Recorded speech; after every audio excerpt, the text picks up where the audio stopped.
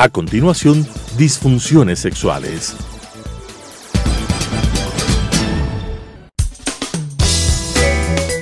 Clasificación A. Apto para todo público.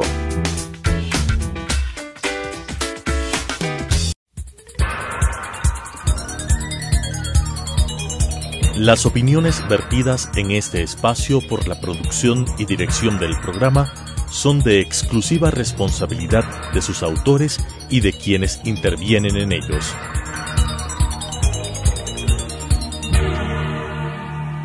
Telesucesos Canal 29 UHF presenta Disfunciones sexuales. Un capítulo de la medicina sexual es el estudio y conocimiento del anormal funcionamiento sexual del hombre, la mujer y la pareja, su correcto diagnóstico, sus soluciones y tratamientos. Con la dirección del Dr. Augusto Díaz. Disfunciones sexuales. Buenos días, queridos amigos televidentes de Telesucesos Canal 29. Bueno, otra vez hablando de disfunciones sexuales, el día de hoy algo interesante porque vamos a hacer un resumen previo de cuáles son las medidas para mejorar la erección. Nosotros habíamos hablado de muchas de estas medidas y la primera que habíamos dicho es mejorar la circulación a nivel del pubis, a nivel de la parte baja del abdomen y indudablemente de los genitales. Esto ya habíamos hablado bastante con ustedes, creo que esto quedó claro. En segundo lugar, habíamos hablado del factor hormonal, habíamos hablado de las hormonas y le habíamos dicho que las hormonas sexuales masculinas son 4, de estas la más importante, la masculina propiamente dicha, es la testosterona, pero dentro de la función sexual intervienen también tres hormonas sexuales femeninas, la folícula estimulante, la luteinizante y la prolactina.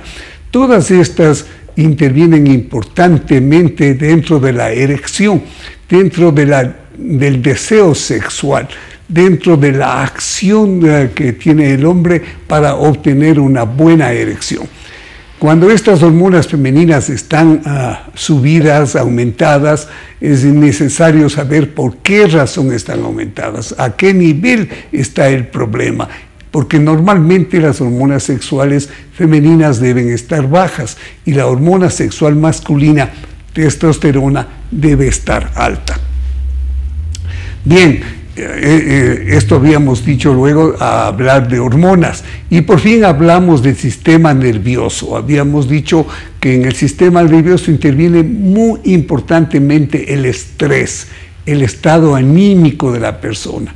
Cuando una persona está muy estresada, cuando un hombre está muy estresado, es bastante más difícil conseguir una buena erección y para esto hay que controlar el estrés y el estrés se puede controlar de varias maneras, pero para esto debíamos haber conocido, lo explicamos claramente, el sistema nervioso central y el sistema nervioso periférico. Y habíamos dicho que dentro de estos dos sistemas, el que es más importante es el sistema nervioso vegetativo.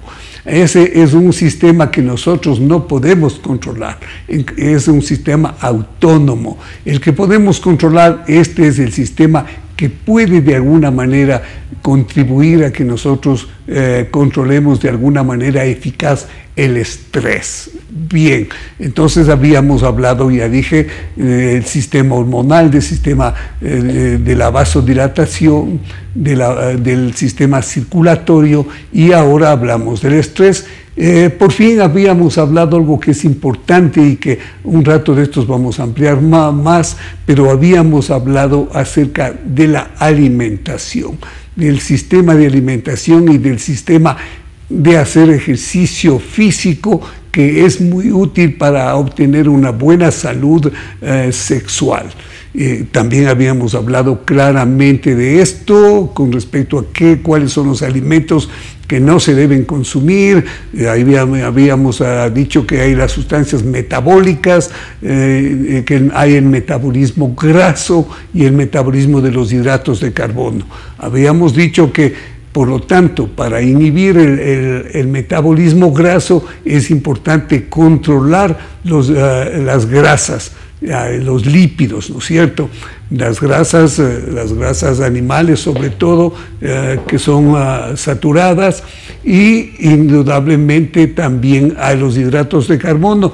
Los hidratos de carbono tenemos que disminuir, consumir, controlar las harinas, los almidones y los dulces, porque esto va a producir diabetes, y la diabetes va a traer problemas a nivel de la circulación arterial.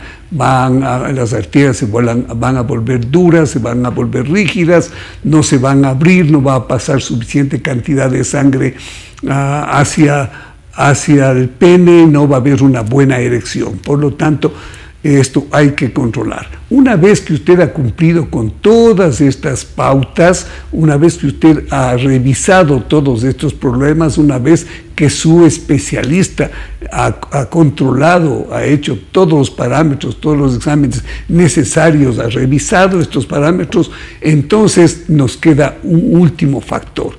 Si todo está bien, hay un problema que está fallando, es la apertura de los vasos sanguíneos, sobre todo de las arterias, la apertura y el cierre de estos vasos, de las arterias.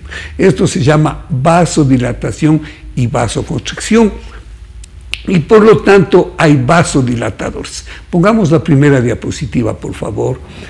Bien, nosotros vamos a ver en esta diapositiva cómo se hace la circulación. Esa es una arteria por la cual está pasando la sangre, ¿no es cierto? Esas cositas rojas que están ahí, esos cilindros rojos son los glóbulos rojos, y esos blancos son los glóbulos blancos también, indudablemente. Esto es la sangre, esto está pasando, y este contenido, este continente, digamos así, por donde está pasando el contenido, que es la sangre, se abre y se cierra.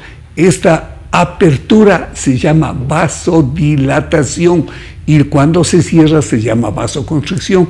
Cuando se abre permite pasar más sangre, y permite pasar la sangre a más fuerza, con más violencia, con más presión. Y esto es lo que necesita al ingreso la sangre en nuestro pene, necesita para que exista una erección. La siguiente diapositiva, por favor. Por eso nosotros vamos a hablar hoy día de la necesidad y uso de vasodilatadores. Definitivamente, para que los vasodilatadores lleguen a ser útiles, se necesita haber cumplido con todas las otras funciones que acabamos de comentar. Son necesarios definitivamente para mejorar la circulación arterial a nivel general y a nivel sobre todo de la zona pélvica y de los órganos sexuales. Para eso son necesarios los vasodilatadores. Pero hay que tener mucho cuidado, porque los vasodilatadores que van a actuar a nivel periférico, o sea, a nivel de todo su organismo, a nivel de la cara, de los brazos, de las manos, de los órganos que están dentro de la cavidad abdominal, de los órganos que están dentro de la cavidad torácica, esos vasodilatadores hay que tomarlos, hay que manejarlos con mucho cuidado, porque una vasodilatación puede traer graves complicaciones. Por eso los vasodilatadores, nosotros usamos vasodilatadores que tengan una acción específica o más o menos específica a nivel de las arterias del pene, para que se abran, se dilaten, pasen más cantidad de sangre. A estos vasodilatadores nosotros los hemos clasificado en varios sitios, en varios lugares, comenzando por los más simples, por los más sencillos, son los vasodilatadores naturales. Los vasodilatadores naturales, uno de los más importantes es la arginina. La arginina es una sustancia es una sustancia producida por nuestro organismo, pero indudablemente en cantidades moderadas. Si nosotros queremos una vasodilatación específica a nivel de los órganos genitales, nosotros podemos tomar la arginina. Pero ¿cómo debemos tomar la arginina? Con precaución. Nosotros podemos tomar de 3 a 5 gramos antes de una relación sexual. Con esto vamos a obtener una vasodilatación importante y una erección rígida necesaria para una buena relación sexual. La arginina es una sustancia que también se puede tomar ya en un tratamiento específico. Digamos, por ejemplo, cada noche, una vez al día, por lo tanto todas las noches, durante cierto tiempo, diariamente. Me gustaría regresar a la misma, exacto, gracias. Entonces, la arginina también tiene que ver algo con la citrulina, el maleato de citrulina, ¿no es cierto? Es prácticamente, son dos drogas que actúan en sinergia. O sea, ¿qué quiere decir sinergia? Actúan en conjunto, actúan el una para ayudar a la otra y la otra para ayudar a la primera. De esta manera, usted va a tener un tratamiento adecuado que va a mejorar la vasodilatación. Pero cuando usted insiste en mejorar con la droga durante mucho tiempo, la arteria, el vaso, va a aprender a funcionar, porque inicialmente el vaso ha estado dañado, pero va a aprender a funcionar. Algo que se usaba como vasodilatador natural durante mucho tiempo era la yohimbina, se llamaba antes, o yohimbina actualmente. La yohimbina era una sustancia que se aplicaba para los animales, ¿no es cierto? Los animales con inyecciones bastante importantes que producía definitivamente una mejoría para la reproducción en los animales. En el hombre se utilizó con mucha mano abierta, diríamos, en gran cantidad, por decir así, en los años anteriores, que estamos hablando desde el año 1980 para adelante, pero hoy ha perdido importancia, ya que hay drogas más específicas. La yohimbina, sin embargo, es peligrosa si usted toma esta medicación y la acompaña de alcohol, del uso de alcohol en buenas cantidades o en grandes cantidades, puede producir estados de vasodilatación cerebral grave que le pueden hacer perder la conciencia y tener otros problemas importantes. Dejando de lado los vasodilatadores naturales, vamos a los vasodilatadores químicos. Ahí tenemos varias sustancias, los vasodilatadores orales, ¿no es cierto? Digamos con el término genérico con el cual que se comenzó a usar estos vasodilatadores orales, el Viagra. El Viagra no es sino otra cosa que el sildenafil. El sildenafil y el vardenafil y el taldalafilo, también o taldalafil, y más modernamente el avanafil, ¿no es cierto? Más moderno, todos estos son vasodilatadores. ¿Cómo actúan en esta vasodilatación? Esta vasodilatación actúa bloqueando una fosfodiesterasa. Las fosfodiesterasas son sustancias que tenemos en nuestro organismo que actúan modulando, abriendo, cerrando, generalmente cerrando los vasos a nivel periférico y también la musculatura, haciéndole un poquito más suave, un poquito más dura, que se relaje, que se abra. Estos son exactamente, en el caso de la fosfodiesterasa 5, es específicamente un bloqueador de las arterias de la circulación del pene, ¿no es cierto? Y estas sustancias, como decíamos, el sildenafil es un bloqueador de la fosfodiesterasa 5, pero específicamente, pero desgraciadamente también bloquea otras fosfodiesterasas, como la fosfodiesterasa 1, que tiene que ver con las arterias del corazón, con la circulación periférica del corazón, y por lo tanto puede traer problemas a este nivel, sobre todo a las personas que están tomando medicación para problemas coronarios, para problemas de su corazón. Sobre todo si están tomando sustancias que sean también vasodilatadoras de las arterias del corazón. Entonces se añaden las dos acciones y son graves porque pueden producir paro cardíaco, pueden producir la muerte definitivamente. Por eso estos bloqueadores de la 5, fosfodiesterasa 5, son de usar con cierta precaución. desgraciadamente se venden en nuestro medio al detal, digamos, sin receta médica. Debería ser siempre prescrita bajo receta médica.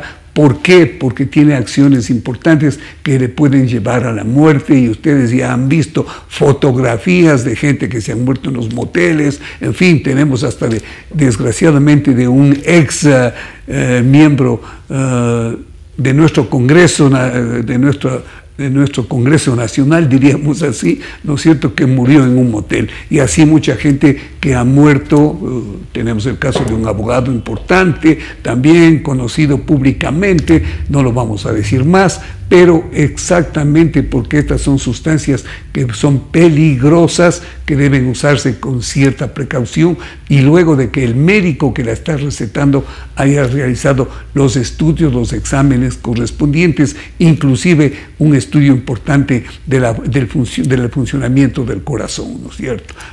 Qué sé yo, electrocardiogramas, estudio de la función del corazón en acción, digamos, en un aparato que es para medir la frecuencia y la presión arterial cuando usted está en actividad, ¿no es cierto? Bien, pero es sobre todo el sildenafil es el que tiene efectos secundarios muy importantes. El vardenafil y el taldalafilo tienen menos efectos secundarios y son más específicos para el bloqueo de la fosfodiesterasa 5. Una vez que se bloquea la fosfodiesterasa 5, ¿no es cierto?, entonces se va a producir la presencia de más oxígeno a nivel de las arterias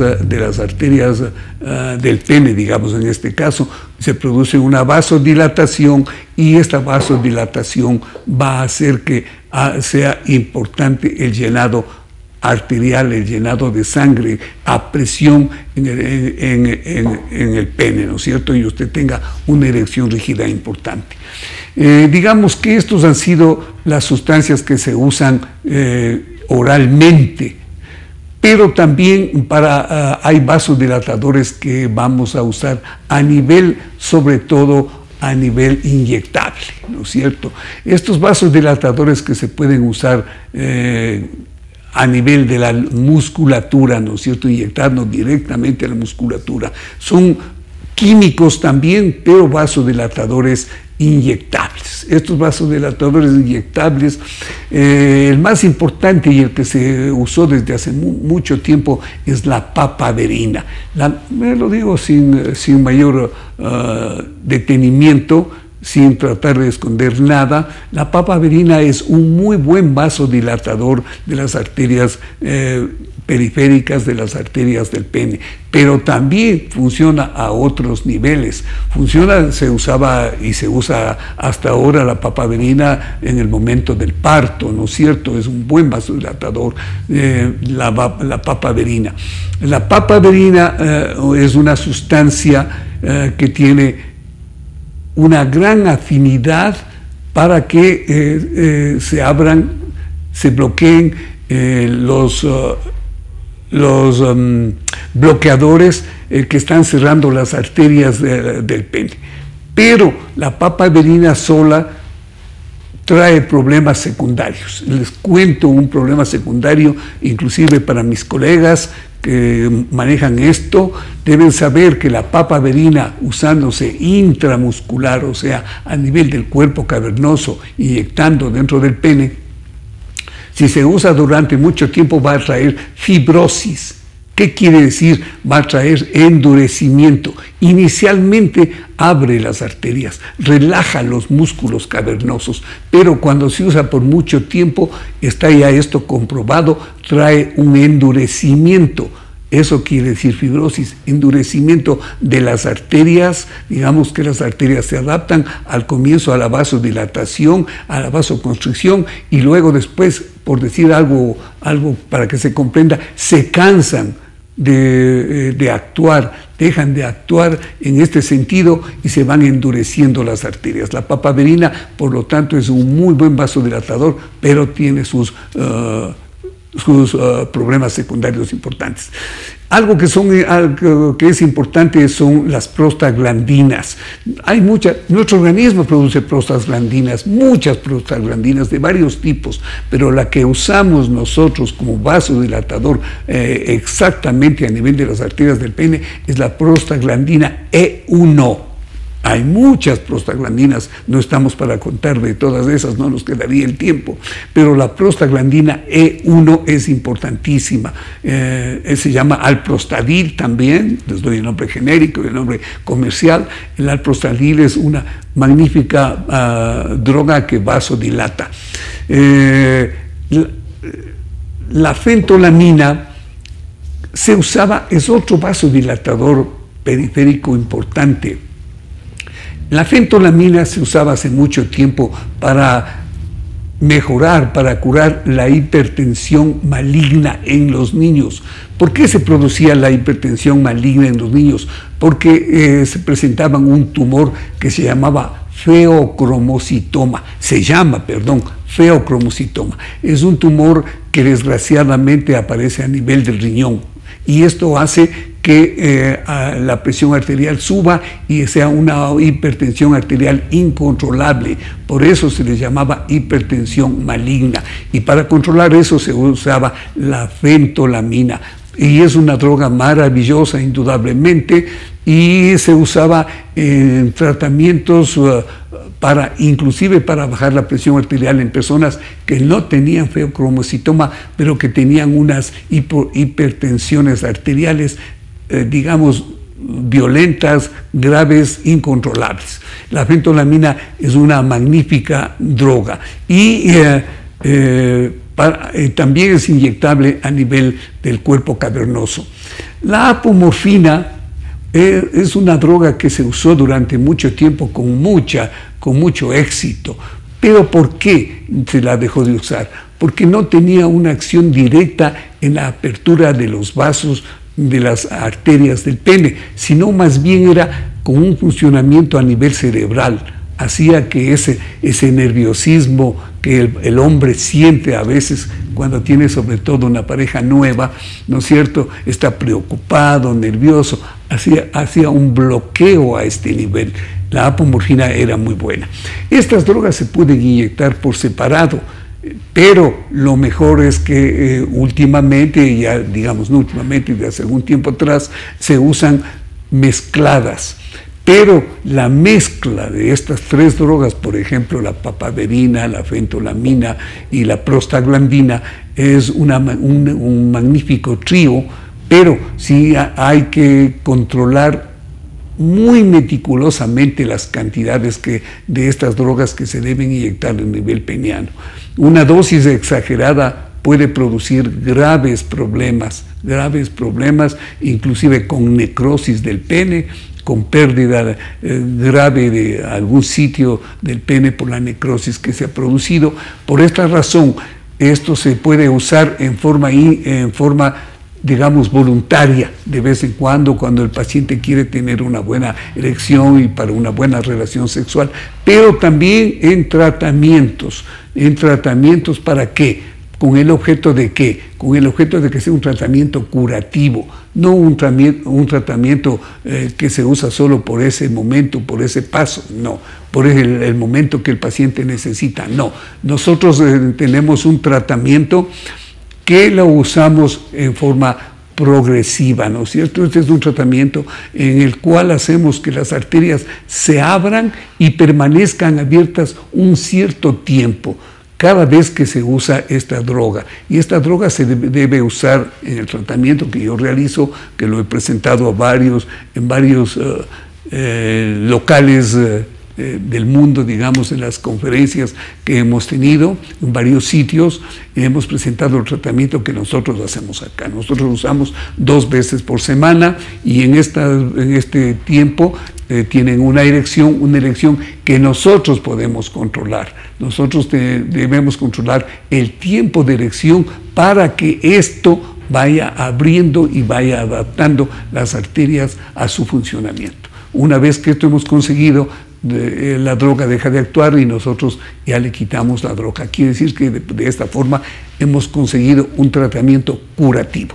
Estos son los vasodilatadores y con esto creo que terminamos la parte esta que hablábamos, cómo mejorar la erección peniana para una buena relación sexual. Mis distinguidos amigos, que tengan un buen fin de semana.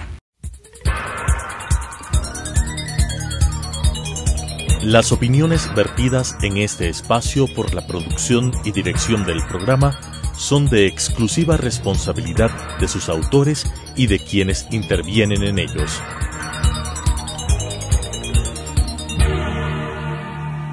Telesucesos Canal 29 UHF presentó Disfunciones Sexuales. Un capítulo de la medicina sexual es el estudio y conocimiento del anormal funcionamiento sexual del hombre, la mujer y la pareja, su correcto diagnóstico, sus soluciones y tratamientos. Con la dirección del Dr. Augusto Díaz. Disfunciones Sexuales.